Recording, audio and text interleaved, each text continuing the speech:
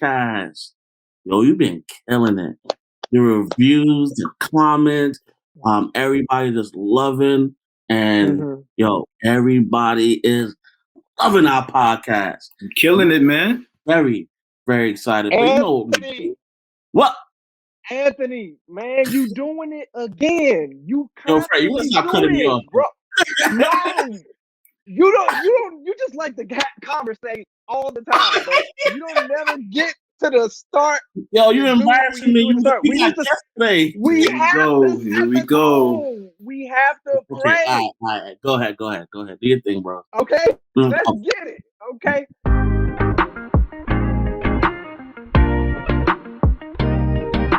Welcome to Top Shelf, where we seek truth, opinion, perspective, and we seek solutions.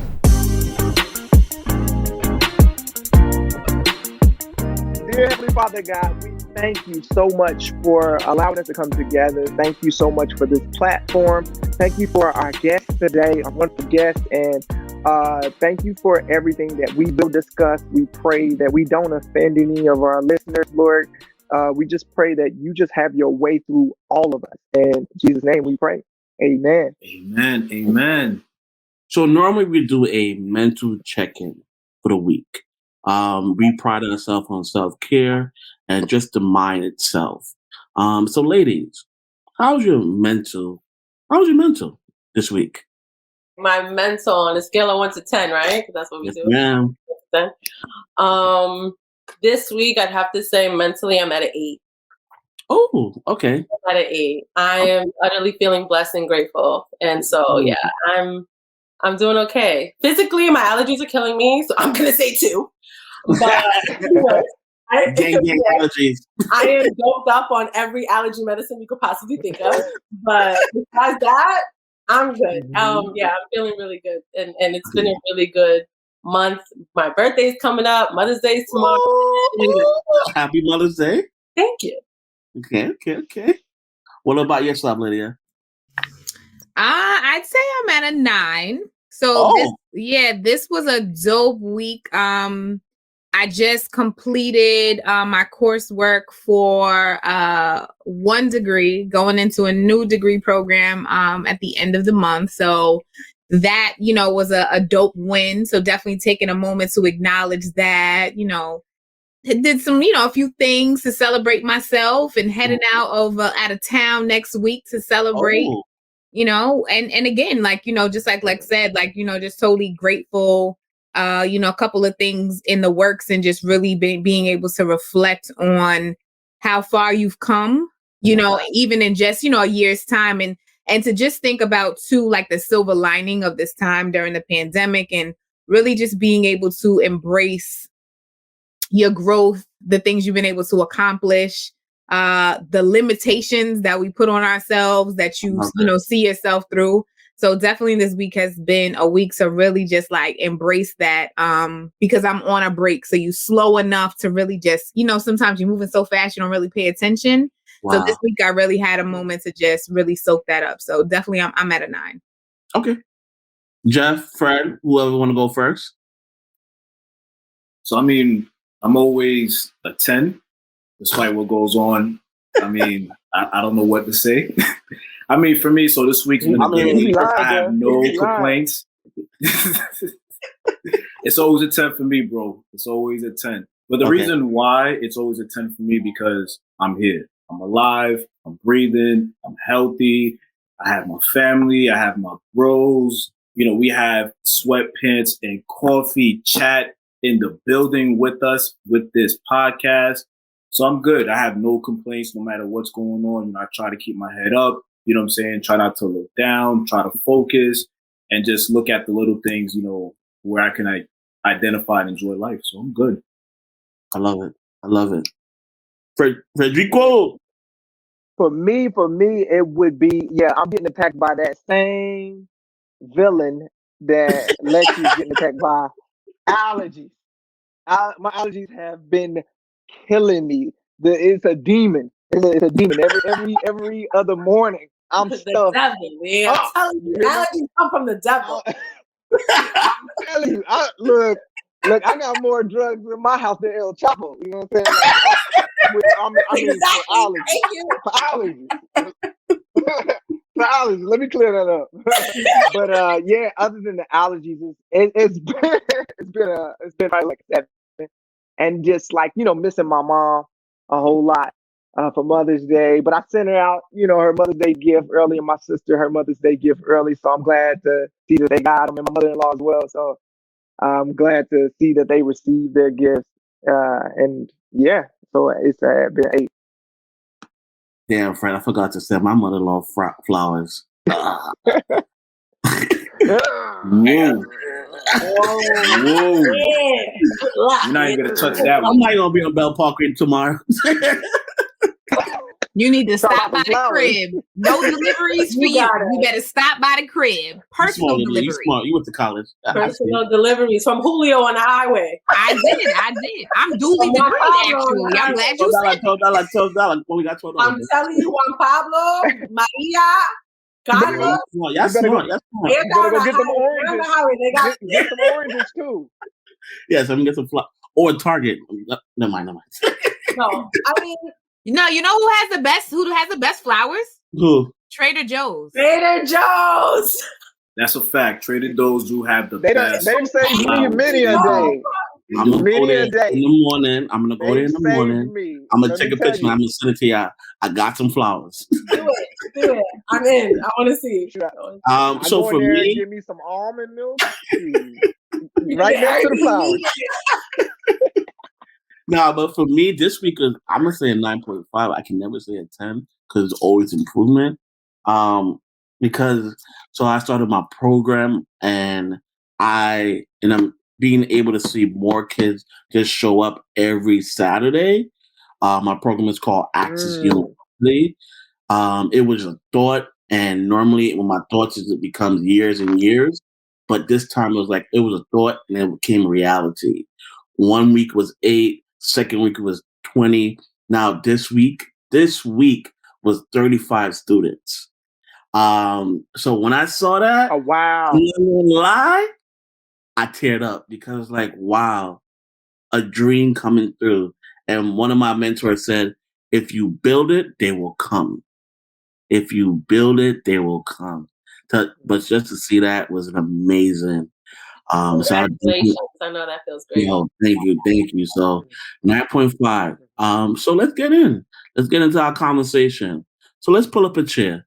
Let's have a conversation. A top shelf experience. So Jeffy, get it. Your time. Go ahead, Jeffy. Yo. So today's topic, we're talking about blurred lines, and we want to bring our special guest, Sweatpants and Coffee Chat into this conversation. And, so I have a question for the lovely ladies who are here. Miss Lydia, Miss Lexley, would you date or marry your trigger? Glenn, I'm going to let you start. It's the eye rolls for me. I have to be honest and say that oftentimes you do. You do somehow in a very strange way. It's almost like you're attracted to it. And I don't know if that's because you are intended to grow from it or if it's just because you're a glutton for punishment, literally, what is it? And I think that, in my case, I think that it's oftentimes when I see the same type of relationship circulating around me, it's often because there's something that I need to learn from that relationship. So I tend to lean into those things, but I won't lie. I think that it's probably one of the most challenging things to do, and I think it also forces you to, kind of really set those boundaries around what exactly is triggering you in order to determine if the relationship could be successful or not. Okay. Miss Lexley, how about you? I think that it's just it's a complex situation because what triggers me could be very minimal, right? Like it could be something that it's not that serious, or it could be something that's drastically serious to me. So there are triggers that are just nah, I can't rock with you if you would ever do that kind of thing to me.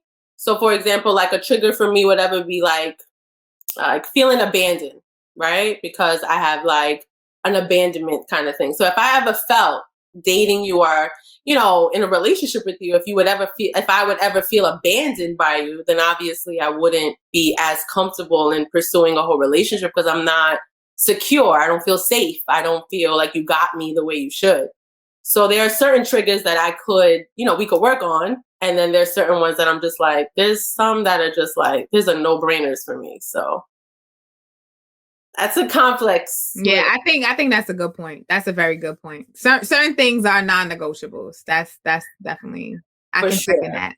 Yeah, and it's just weird because there's certain ones that I wouldn't be so bad about, but there are certain ones that I'm just like, oh no. So okay. So Lydia, what is your triggers? What triggers you in a relationship? Whew. I think a number one trigger would probably be being unheard, and unheard in the sense of hearing me from your heart, from your mind, you know, holistically, as opposed to like, I cannot stand feeling made out to feel like I'm crazy or that I'm, you know, sensitive or that my feelings are not valid about a particular situation, or, you know, because whatever it is that you're experiencing, your experience is valid. So I think my number one trigger would definitely be, you know, being unheard and like misunderstood from a place of like my position or my point of view on something. And that's the first thing that comes to mind. I'm sure that there are others that as we chat, you know, will come up, but that's probably one of the biggest ones. Should you mention that on your first date, your triggers? Nah, I don't think it's something for the first date. I think like maybe second, third date, like a trigger. Like I just feel as if like in the beginning you kind of want to state, I wouldn't just jump into like, you know what triggers me? Spaghetti sauce. Like, you know, like you just don't kind of throw it out there. I wouldn't do it on the first date, maybe like the second or third date. I think it comes up when you naturally do that whole like 21 questions thing, when it's like, okay, I'm gonna throw out a bunch of, I feel like, especially when you're dating intentionally, like you tend to just ask transparent, upfront questions. Like, all right, let's get to the nitty gritty. What are some of your hard no's? What are some of the things that, you know, you've never explored? Like things like that. Like, have you ever been out of the country, you know, and, you know, like, have you ever hung upside down on one toe? Like, you know what I'm saying? Like nonsense like that. Like, you know what I'm saying? So I think that it comes up naturally, or that first time that it's done and you have to either say, so let's talk about that thing right there. And let's talk about the fact that that's not, you know, I think that oftentimes one or two things happens. Either it happens and you're triggered and you don't identify it in that moment as to like, okay, this is that thing showing up, and you kind of like let it pass. So it just doesn't get addressed. So it continues, or you check it in the beginning, and that kind of determines whether or not you and that person can have open, candid conversation about the things that are not befitting, you know, of a relationship for you or for that person. So, Lydia, let me break something down. You identify the trigger, you told a person the trigger, and now you're still in the relationship. Now you continue in the relationship.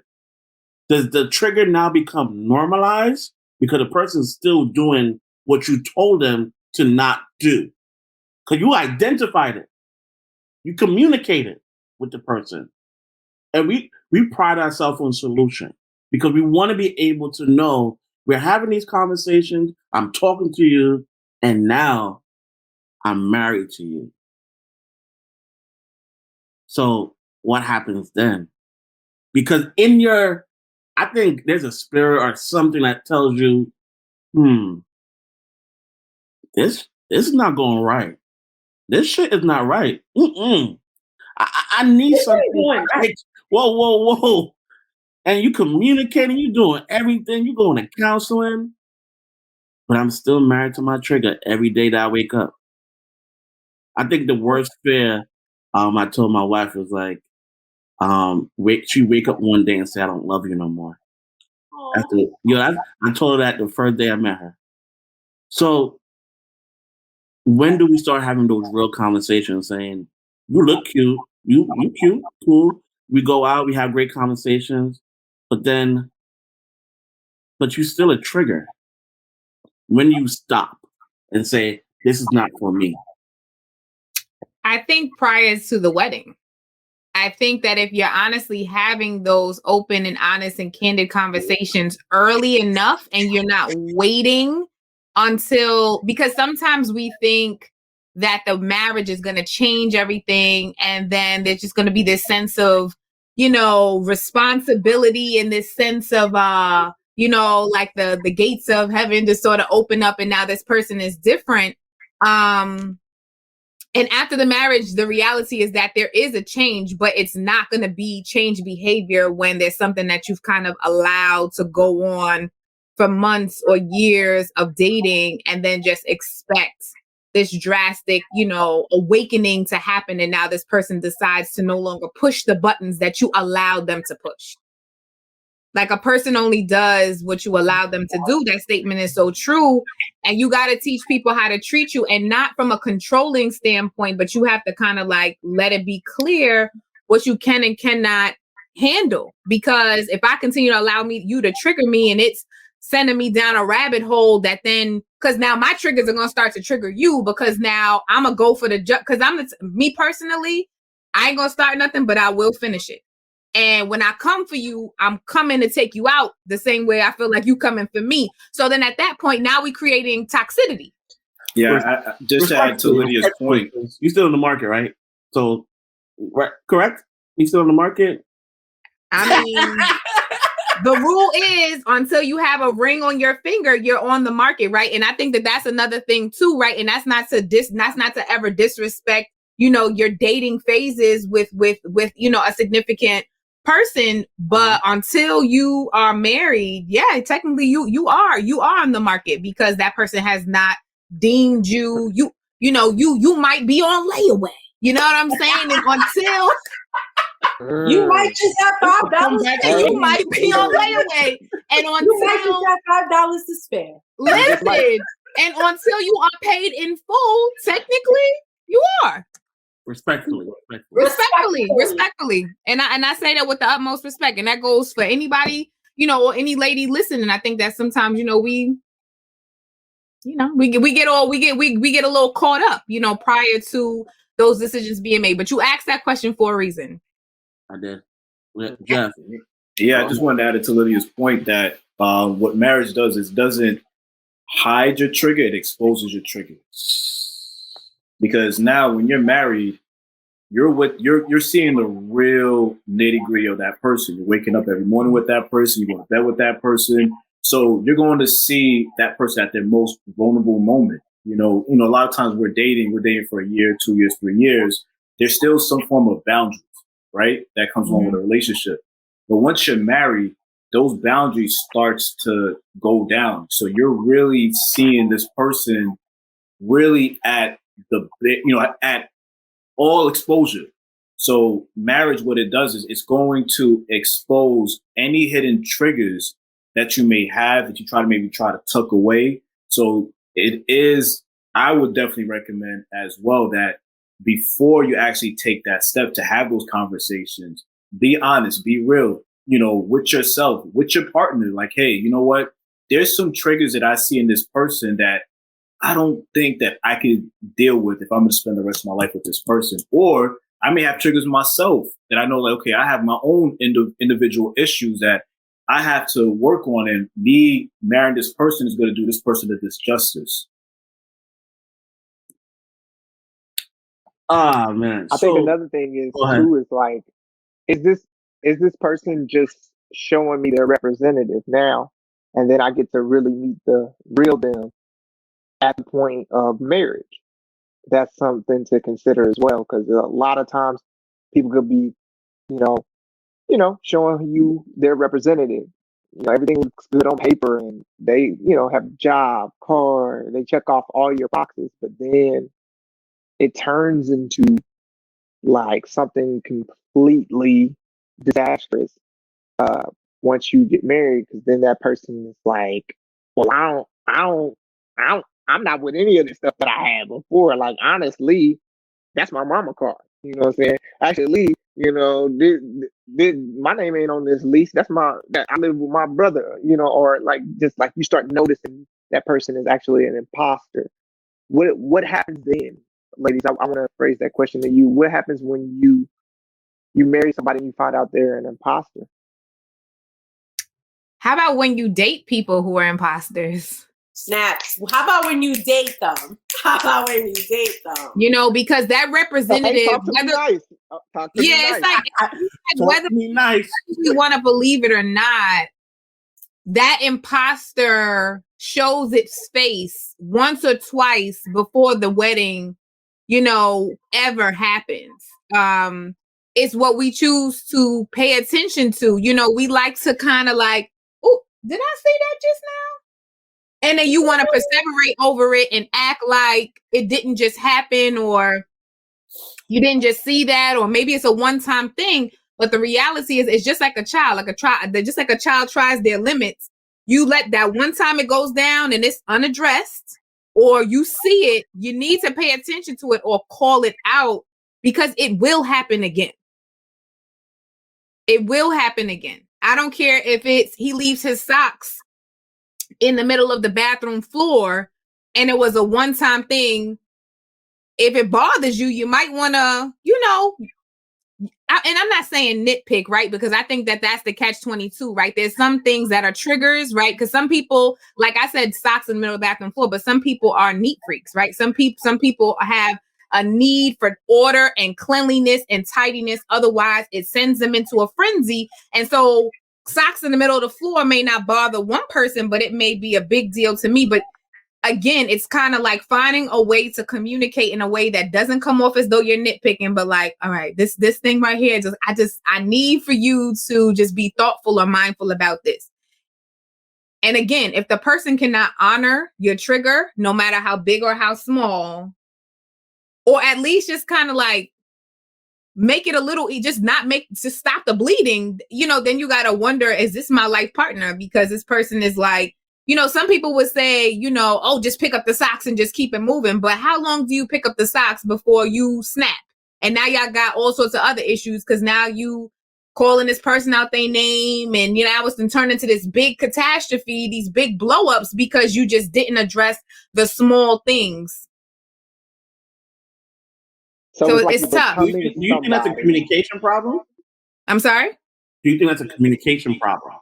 Yeah, because I think you have to know how Fred said, talk nice to me. It's real, right? Like, he said that to be funny, but it's real. Like, you have to know how to talk to your partner. So if you don't know how to talk to your partner in a way to get a response, not to piss them off, like if you sit there and dangle the socks in their face and you know they're going to be like, yo, get out of here. Like, what are you doing? There's no point. The point of communication is to make the other person respond and receive what it is that you're sharing.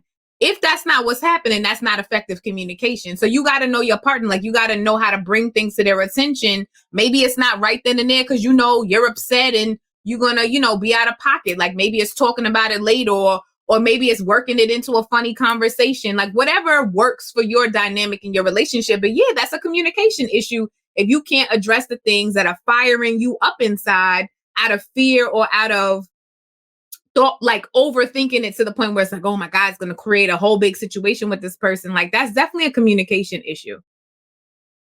So I want everyone to answer this question. What is one way you know you're dating your trigger? So for me, the one way that I know that I'm dating my trigger is that being around them annoys me. So they don't have to say anything. They don't have to do anything. Just being in their presence, I'm annoyed. So that means something is off for me. That means they have a trigger that's triggering me. Because a lot of times that when we think about triggers, sometimes it could just be like, for example, like what Lydia was saying with the socks being dangled. You could be a neat freak, but you know, you may allow it because you accept that person, you love that person, you know, okay, you know what, there's nobody that's 100%, right? So it's like, all right, this is probably one of the areas where I'm going to have to kind of learn to deal with, right? But it also could be where with somebody else where, yeah, you know, I love this person, I like this person, but there's something else that's there. So for me, at least, I'm speaking from my perspective, my opinion. The way I know that I'm dating my trigger is that the moment I'm around them, the littlest thing or just anything, I'm automatically triggered. So I'm already like on defense. I'm already like ready to snap, or I'm ready to kind of just give a different type of response, you know, versus like a loving response towards that person. Not saying I'm being an a-hole, nothing like that at all, but I know that my spirit does not align. So that's for me how I know I'm dating my trigger. Jump in. I would agree. I would echo say, Jeff. Yeah. I would. Oh, I'm sorry. I think we're. So I would say similar to Jeff when you're on defense, but for me, at the point that I'm not being my full, like my true self, and I'm masking any parts of me, like I'm not laughing as much, I'm not, you know, dressing the way I would normally dress. Like the minute that I start to like become almost like withdrawn and kind of like defensive, almost like I'm trying to prove something, I know that that person, I know I'm dating my trigger. Does that make sense? No, that makes sense. Fred? Makes sense. Fred? Yeah, I was just gonna say, anytime when you hello, can you hear me? Yeah, we can hear you. Hello? Yeah, we can hear you, bro. Okay. So I would say anytime that you have expectations or boundaries set in place, and they just don't respect those things that you set in place. They just don't respect them at all. And they just like kind of irritate those boundaries and those expectations. I definitely believe that's a triggering thing for me. I know it's like if I have things that I expect out of this relationship, but you just are like making crazy remarks about it, or like, you know, like if I say, hey, my like this is, you know, a private conversation between me and you, like let's keep it between us, and then, you know, you go tell somebody about this private conversation that we had, and now everybody knows this conversation that we had, and I'm like, okay, this is triggering me because, you know, if it goes back to like the things that I've been through in the past, like that. I'm like, that's one of those triggering things because I'm so used to having, you know, that security in that conversation, you know. So anytime you irritate those boundaries and those expectations that's set in place of our relationship. Lexi. So yeah, basically everything that Jeff said, everything that Lydia said, that's definitely how I would react as well. For me, because I have anxiety and stuff, if ever I'm around someone that I get crazy amounts of anxiety around, my aura, like, I don't know, if you just disrupt my aura, like something about your vibe, your aura, like, you know, or even just around that day, because it could be just the day, like something around it. If my anxiety starts acting up, if I start getting depressed over it, or I can't come to you, I can't talk to you, I can't, you know, I'm just like, I'm not even going to bother because it makes me feel worse about myself, or it makes me feel physically like, oh, something's wrong. I just clam up and I'm just going to not continue. I think for me, it's not being able to be myself. And I think Lydia said it, like, I'm changing and I'm realizing I'm changing because I'm trying to fit in your environment. And right there is like, I have to pause. And I think that's why therapy is so important, or just having a community. And it's like, yo, bro or sis, you changing. And being able to know, or being able to have accountable friendships, and say, hey, you're changing. Are you okay? And I think right there, that trigger, because it's that pop moment. It's like you're so living in this dating, you normalize the behavior, and now it's like somebody told you, you okay? And you're now remembering all those patterns. You're remembering everything now. So it's like, oh shit, I'm not okay. Lydia one time she told me, and I'll never forget it. She said something to me. I think it's on one of our episodes on podcast. She said, if ever I am my authentic self and it offends that person, and I can genuinely not be my authentic self, is the day that I know I am no longer able to be a part of that relationship. And I was like, that's the truth. Like that's a fact. Everything. And I cannot forget it to this day. I cannot forget that because it's the truth. Like if I'm ever not my authentic self with you, and silly, like my authentic self, I know I'm not supposed to be. Because you're only authentic where you feel safe. Ooh. If you don't feel safe, you can't be authentic. Exactly. And I can never forget it. So now every time if I ever feel like I need to be somebody else for my friendships, for relationships, I'm like, if I got to be somebody else, I don't want to do it. Like, I don't want to, I'm good. I'm not even going to be involved. And also the person in the back, before you get into a relationship, do the work of self-care.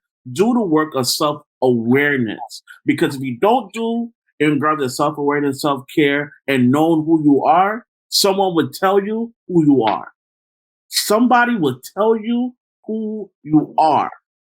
Because you don't know what yourself, you don't know what you're doing. So anybody can come in your world, anybody can come in your environment and say A, B, and C. And what you're going to do, you're going to be A, B, and C.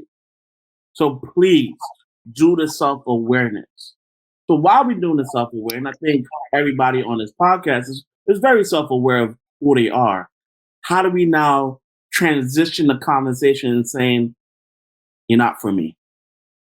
What are the ways that we start saying you're not for me? I mean, you got to be honest. You just have to be upfront and be honest with the person. Obviously, I don't believe in coming across like an a-hole or anything like that at all. I mean, you still want to do things with love because obviously, let's say you're dating somebody with that person for X amount of months or even years, right? Sometimes it actually takes that long to realize, you know what? I've been in this relationship for 2-3 years and I'm bleeding out in this relationship, right? I'm bleeding out. I can't stop the bleeding. I'm bleeding out. I'm losing myself. So in order for me to gain who I am, because this is not working for me, I have to be upfront and honest and be up, and just be direct with the person. Let them know like, hey, and I'm sure in most cases that there's probably already been conversations already going on regarding what problems already existed within the relationship. I'm going to assume so at least, right? You're not going along with the relationship and like, there's no conversation regarding like what issues that you're having, but you got to be upfront and be honest because at the end of the day, you have to look at yourself as like, I don't want to be out of this relationship no more. I don't want to keep losing myself out of this relationship no more. It may hurt the person by breaking up with that person, but, we're better apart than together. But honey, I'm going to change. Please take me back. Go to counseling. Go to counseling. What we can go to counseling. Let's go to counseling, honey. I'm going to change. Definitely. Actions speak louder than words. That's right. We only doing change behavior. Like not to say that redemption and reconciliation is not possible, but if there's no change behavior behind those promises, then at that point we're not serving each other well and we're hurting each other, making false promises that you're either unable or have no intention on keeping, or B, this person is, it's so funny. My therapist said to me one time, but do you want someone in your life who can't give you what you're asking for? Like you're begging them to give you something that's just not in them to give. Is that really what you want? At that point, is it even worth continuing to sort of like fight through it or continuing to make those changes? Because if it's not in you and you are operating outside of your true self, now that's no different than, let's flip it. Like if, say, in my experience, if a guy is saying, well, I'm going to put forth this work It's not me, but it's them saying I'm gonna put forth this work, but they're operating outside of their true self. Like I said, that's a trigger for me. I can't be inauthentic. That's just, I can't do it. But if you're being inauthentic, this relationship is not serving you because I'm asking you to be someone that you are not. And if that's the case, like I know I'm sure that I'm worth it. And thank you so much for loving me down to the point that you feel like you want to provide that. But if you're incapable of doing it because it's outside of you being in your true self, but whether it's just where you are in your personal growth or walk, or if it's just not who you are, because we have a inner man that is very, stable and kind of like solid and sort of like our character, like your favorite color, the things that you enjoy. Like you can't now try to come into my world and enjoy theater if that's just not your thing. And if that's something that matters to me, that you come with me to the theater, I am asking you to be your inauthentic self. And that is just going to bring continuous issues. So resentment. And it doesn't mean that we can't love each other. And that's my thing. And I remember saying this to someone once, things don't have to end badly. But if they need to end, they just need to end. But they don't have to end badly. I could still love you and not be with you. I could still, enjoy your company and not be, in an intimate relationship with you. We have to be clear about what the dynamics that work for us. And I think that as you grow, obviously this is me dating in my 30s, but in my 20s, I was always trying to make it work. But in my 30s, I understand that some things just don't fit, and that's okay. To the person, Lydia, can you tell the person in the back, please? It's okay. It's okay, y'all. It's okay. I'm gonna say it in Spanish. Está bien, está bien. Oh, let it go. Está bien. I would say, it in Creole? I would say that was brilliant. That was brilliant. I would say the biggest thing I've learned in my 30s is that you got to be able to agree to disagree. Because sometimes, like, you're just not going to agree. You're just not going to agree with the person. Sometimes, like I said in a past podcast episode, you can't put a Band-Aid over a bullet wound. And that's what a lot of times we want to do to try to cover up some people. I'm going to say some in some situations to cover up problems. And we can't. We can't do that. If the problem is that big as a bullet wound, you can't overlook that because you're gonna bleed out like you were referring to. Like you're gonna bleed out, you're gonna die from that bullet wound. So I think as adults, man, like 30s, you adulting hard, and you gotta know what you allow, know what you're allowing into your space. Are you doing self-care? Are you doing counseling? Is this person that's in your life, do they want to do counseling? Do they want to do self-care? Are they running away from those things? Think about that. Look at those things, those dynamics from the person that you're dating, or just friends, people around you. Are they doing what they need to do to get right? So I just want to take a left turn real quick. A left turn. What if family and kids are involved in this transition? And they're now saying, but we looked good together. Or we got kids. I mean, you still got to be honest. You still have to be honest, because if you're in a space with someone where you're not getting along, that person is your trigger, and it's not okay, you have to be honest, because what happens is that when you grow resentment, sometimes you take it out on your kids, right? You're not being fully who you are. That resentment, that anger, now you're frustrated with your son. Now you're frustrated with your daughter. Things that they're not doing anything wrong, but kids notice things. Like we don't give kids enough credit. A lot of times we think that, because they're 4, 5, 6, 7 years old, that they don't see things. They can tell. So, you just have to have that honest conversation, with, your partner. And even with your kids, if that is a decision that you're going to stick with. I mean, don't give mixed signals and mixed messages. Because a lot of time we'll be like, okay, you know what? I'm not doing this no more. I'm out. But then you show differently. You know what I'm saying? Because then the kids going to get confused. Kids will respect the truth. They'll respect seeing action. Like one thing that I've learned, especially as I gotten older, is that I don't care for apologies. I care for the action. You know what I'm saying? I want to see, okay, what you're telling me that you're actually going to do. Because you could apologize and still maintain the same behavior. You know what I'm saying? So I'd rather see the action than versus the apology. But you just have to be honest. You have to be, no matter how painful it may come across or it may seem and how uncomfortable it is, it's much better to be direct and be honest with your partner and even with your kids. I also think that like you're teaching your kids, right? So like if they see you being involved in these unhealthy, toxic relationships, you're only teaching them that this is the way they're supposed to be receiving love and this is how they give love.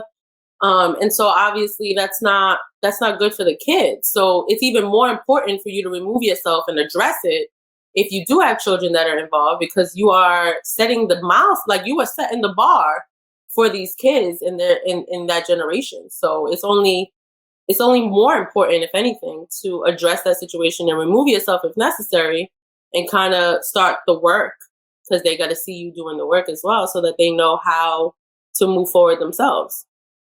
And I'm raising a man, so I need for him to understand, like, you need to be a certain type of man in this world. And so I'm raising somebody's husband. I'm raising somebody's father and boyfriends, and you know what I mean? So I want to be intentional about what I provide him and the love that I show him. So I only want him to see his mother receiving the kind of love that I would want him to give out. So that's more important. That's definitely, if anything, more important at that time. Okay. So now we're back on the road, and now we're at the finish line. The finish line. We close the door. The door is closed shut. What do we do now? Start the work. What is the work? Your own work, like, you know, your own therapy sessions, your own self-reflections. You know, you definitely have to take a look in the mirror and reflect on like what you did wrong, what you could work on, what you need. It only provides you with more perspective of what you want and need. So now you focus on those things and you work towards those things, whether it be therapy or, you know, taking better care of yourself, taking the time out to kind of reevaluate what's most important to you, journaling, whatever it might do to help you, you know? What about you, Lydia? It depends. There are times when it means never looking back and there's no conversation and, you know, there's no communication between you and this person. And then there are times when, you know, there can be, again, if it did not end badly and you were able to have a mature conversation and, you know, a clean break where you just decided that you weren't, you know, serving each other well, then maybe then at that point, you know, there could be some form of, you know, friendship or relationship, you know, whereby you all can, you know, for some people, it's like, you know, you check in on the person time to time. I've heard, you know, some people are even able to be friends, obviously not besties, because, you know, then there's no boundaries. And now you have a mess at that point when you decide to get into another relationship. But there are sometimes, depending on what the nature of the situation was, where that means, you know, there are some relationships where there's just nothing to talk about after that point. Jeff? Move forward. Move forward. Don't look back. Take care of yourself. Spend that time with yourself. You know, really take a look at that relationship that you was in and you know, look at how it impacted you, do's and don'ts, right? But I think the most important thing that I agree with Lexi is saying is that self-care. I think out of any major relationship, you need that time for yourself to get that self-care, because you don't want to carry any of that trauma over to your next partner. You know, God may be setting up, you know, your blessings for you with that right partner, but you may not be ready for it because you still have to do the work. You still have to heal. You still have to make sure that your mentally is good. Like I always say, like, would you date yourself? You know, and if you're coming out of a serious relationship and where, you know, your trigger was being triggered pretty often, you may carry that along with you into the next relationship. You just want to take that time to kind of do a lot of self-reflection and identify, okay, what is it that I need? And if I need to seek a life coach, therapist, whatever it is that's going to help me be the best representation of myself and what God has called me to be for that, future person. Because that next person might be your future wife. That next person might be your future husband. Fredo, what you thinking over there, bro? I'm thinking heal. Just heal. Do what you need to do to heal. Get your coffee, get your sweatpants, sit down. Listen to some Top Shelf. Get your time to heal. It's the plugs for me. You know what I'm saying?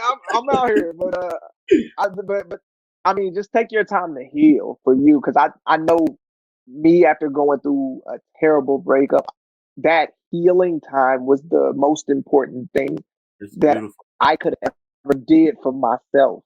Honest to God, like that time that I spent alone, and then the time that I spent with my friends, and rebuilding my friendships again. Like that was the most blessed time I've ever had, and I really got to know God on a deeper level. So I mean, just take that time, do what you need to do, all the self-care, exercise, go to counsel and do everything you need to do to heal. No, I love it. And to sum it up, I think for me, put on your sweatpants and go travel by yourself.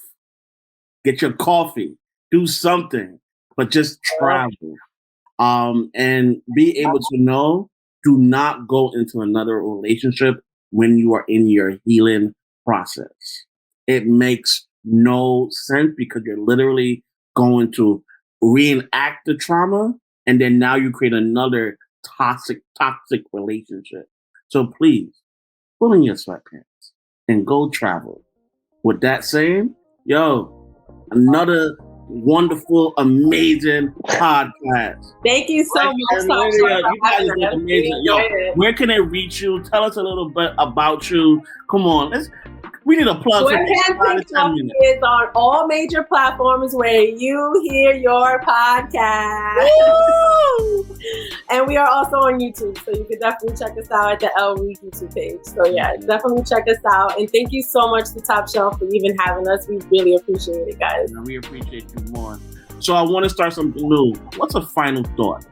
I want you to give me a final thought. No risk, no story. No story. Mic drop. Shopify as well. You can get Shop Apparel as well. All right. No, you heard it the best. No risk. No, I'm not gonna lie to you. My final thought is no risk, no story. Like, I live by that mantra. I love it. That's why I wear it and I move it. Okay. But yeah, I love that. Lil, you want to end off on that? Yeah, I echo that. I'm with her, and I think that is what has allowed us to come together and even, do what we're doing, to collaborate, to see a vision and to really just move on it. So definitely, I can 100% agree with her. And I think that this collaboration has been dope. Yes, I enjoy it. No risk, no story. Thank you again, guys. Thank you.